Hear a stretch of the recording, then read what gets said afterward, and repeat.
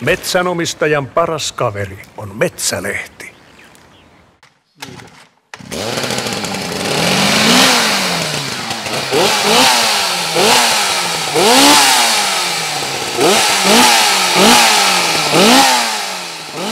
No tässä on nyt se, että tällaista ei oikeastaan missään muualla voisi kokeilla. Eli Matilla on näitä sahoitias mitä, ja tässä on muutama todella erikoinen laite, niin kuin tämäkin, jota kohta pannaan käymään ja sahataan ja kuunnellaan, miltä kuulostaa. Niin esitteles lyhyesti, mitä nämä vehkeet on? No, tässä on Sally-saha, amerikkalainen Cummingsin tekemä, ja tämähän on siitä erikoinen, tässä on nelitahtimoottori ja sitten tällainen pyörivä terä. Tämä on tarkoitettu niin kuin paperipuulle, pulpwoodille, pienille puille. Ja näitä on tullut Suomeen 40-luvun lopulla jokuisia kappaleita, ehkä alle 10. Ja mitä mä oon tätä aikaisemmin käyttänyt, niin käyttöominaisuudet on kyllä siinä mielessä huonot, että tämä on aika hidasmeneen puuhun ja tällä pystyy kyllä kääntämäänkin. Tämä kääntyy vaakatasoon, kaatamaan siis. Ja mutta erikoinen saha, siis lähinnä keräilysaha tänä päivänä.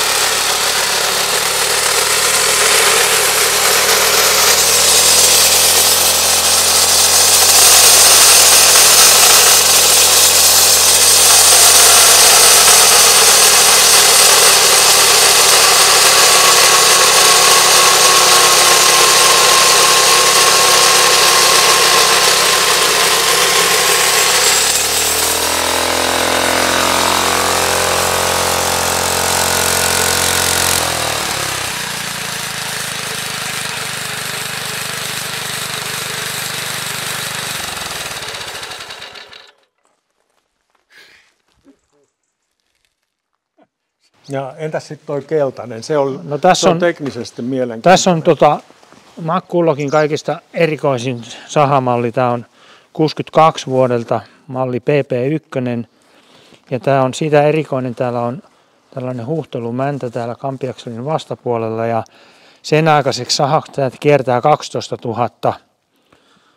Eli se on todella nopeakierroksinen ja tehokas ja ääni on paha. Kohta nähdään.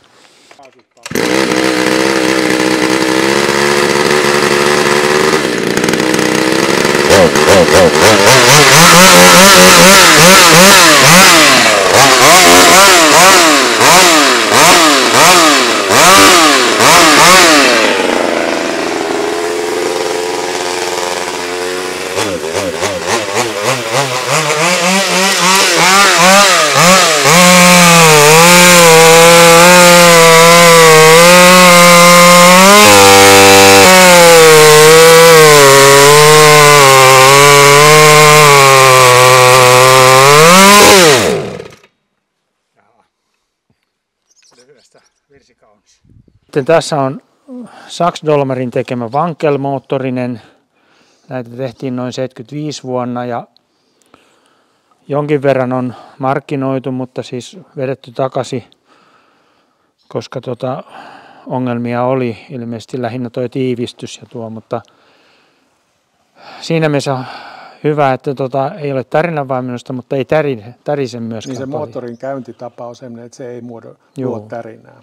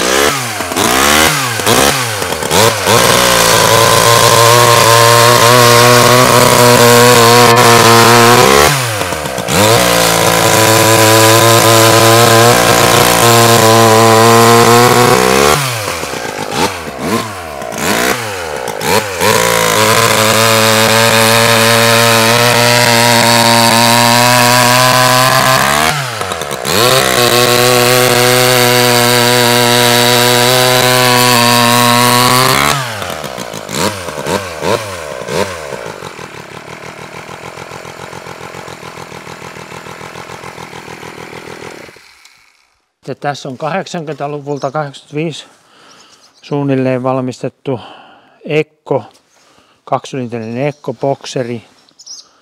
Ja tämähän ei ole kuin 60 kuutiosenttimetriä, mutta oman aikansa erikoisuus. Onko sinulla käsitys, mitä ne on tavoitellut tekemällä 2-sylinterisen sahan? No ehkä se tärinähomma on siinä osasyy, että se kun aikanaan kun tämmöisiä esimerkiksi Archimedes teki, sitähän puhuttiin balance motor, eli balanssi. En mä tiedä, ei se teholtaan mitenkään erikoinen.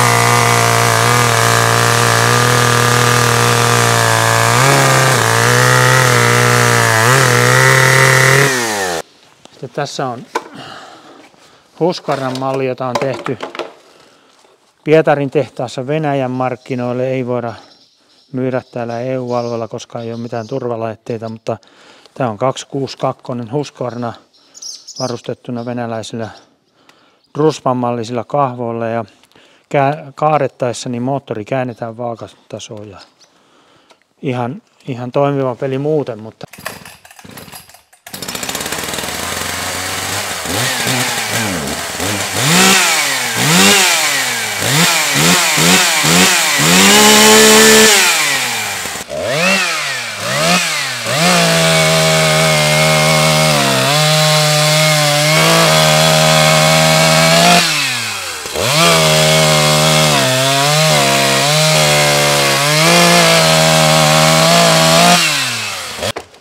ja tässä viimeinen 2000-luvun, 2008-2009 ehkä Dolmar 500V, siitä erikoinen, että on 4-tahtimoottorilla, ei mitenkään kauhean voimalliselta tunnu. Onko tämä ollut sarjavalmistuksessa? No pieni sarja on ilmeisesti tehty, mutta tehdas on todennutkaan itsekin alitehoiseksi ja ottanut sen pois markkinoilta. Onko toi ainoa, mitä Suomessa on? No se on varmaan ainoa, koska niitä on hyvin rajallisesti.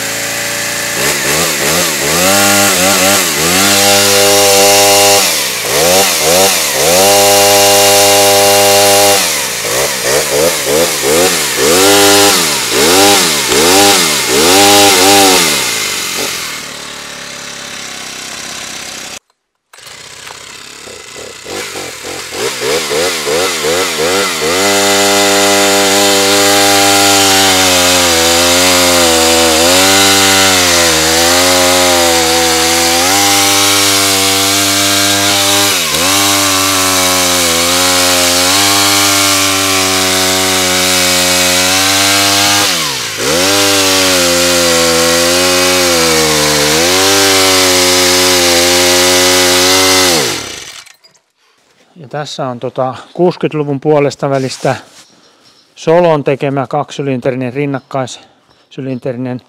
Tämä kun on valettu ristikko, tämä on 110 kuutiosenttimetriä ja vanhemmat oli 100 kuutiosenttimetriä. Ja tämän ääni on lähinnä niin kuin Yamahan 2-sylinterisen moottoripyörän pienen.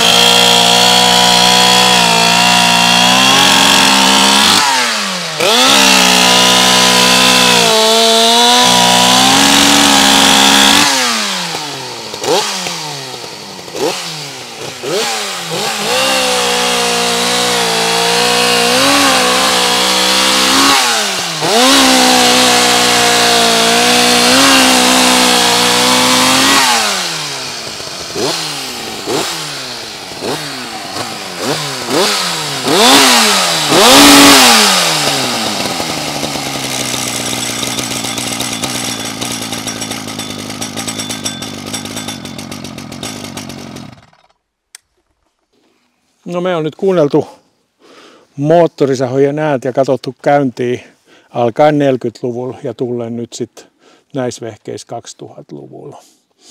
Ja niin kuin, mitä nyt itse ajattelee, niin se tuli nyt ainakin havaittua, että nelitahtimoottorin näytöt moottorisahassa on kyllä niin kuin surkeat. En mä tiedä, onko toi Dolmar jotenkin epäonnistunut malli, mutta ei vaikuta hirveän niin kuin lupaavalta. Sitten taas toinen ääripää, kyllä mikä ilmeisesti se tekniikka on ollut niin kuin mahdoton saada kestämään, mutta tämä kulloppi, niin sehän on niin kuin kierrosherkkyydessä vetää vertoi suunnilleen tällä ruiskustiilillä. Joo. Onko sinulla käsitys siitä, että onko tämä niin kuin ainoa, missä tätä on kokeiltu vai hylättiinkö tämä tekniikka niin kuin liian häiriöherkkän?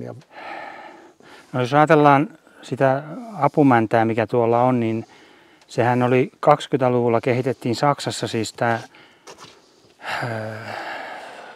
no mikä sen nimi nyt oli, huuhtelumäntämoottori, siis Pekamo, jota esimerkiksi Rinko moottorisaha käytti Pekamon moottoria ja teki myöskin tällä huuhtelupumppumuottorilla. Niin kyllä se silloin on jo ollut tiedossa se tekniikka. Eikö se ole ollut myös näissä sen ajan niin kuin kilpamoottoripyörissä? Joo, sitten oli DKV:n kilpamoottoripyörät, oli ihan ylivoimaisia 30-luvulla.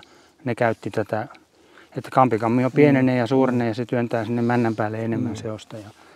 Että periaatteessa tuossa on se sama systeemi ja siis kierrosherkkyyttä ei kyllä 60-luvun sahossa muissa ole eikä kaikissa vielä 70-luvulla. No ei todellakaan. Mun mielestä nykysahoissakaan oikeastaan ainoa on se ruiskustiili. Niin. Se ruopasee kyllä ne kierrokset, mutta toi on ihan käsittämätön. Mutta jos näistä nyt pitää sanoa jotakin, niin sahaustuntuma, niin siis toi vankkeli, Solotvin ja tuo uudempi Husqvarna, Venäjän Husqvarna, niin ne on leikkuuteholtaan ylivoimaisia näihin muihin verrattuna. Tämä kaksisylinterinen Ekkokin, niin tämä on aika vaatimattoman oloinen kuitenkin. No mitä sä luulet, kun sä nyt tunnet tämän niin kuin moottorisahojen tekniikan, mistä esimerkiksi tämä huuhtelumäntämoottori ja sitten näitä muutamia muita asioita on niin kuin poimittu historiasta. Ne on vanhoja keksintöjä, mitä nyt on tullut. Että voidaanko me nähdä niin kuin vielä jotain niin kuin sellaisia teknisiä ratkaisuja polttomoottorisahoissa, mitä tällä hetkellä ei ole. Voiko kaksisylinterinen saha olla järkeä tai tuo huuhtelumäntä saati vankkela? Niin, en tiedä. Vankkelimoottori on kyllä vähän niin kuin, että mä en tiedä, Mazda taisi aloittaa uudestaan sen vankkelimoottorin teon, mutta ainoa missä nykyään niin taitaa olla semmoinen Aixro 50, semmoinen 300-kuutioinen, mitä on niin kuin mikroautoihin tehty. Se taitaa olla jo, en ole varma onko sekään enää valmistuksessa, mutta siis tämän Sax-Dolmarin lisäksi Janmarhan teki vankkelmoottorisahoja, että niitä on japanilainen. 2 tai 3 mallia. Että en tiedä sitten, että onko ruiskun jälkeen mitään uutta enää sahaan tulossa. Että voi olla, että nämä akkusahat kehittyy niin, että nämä jää pois käytöstä kokonaan. Se tietysti olisi jossakin tulevaisuudessa.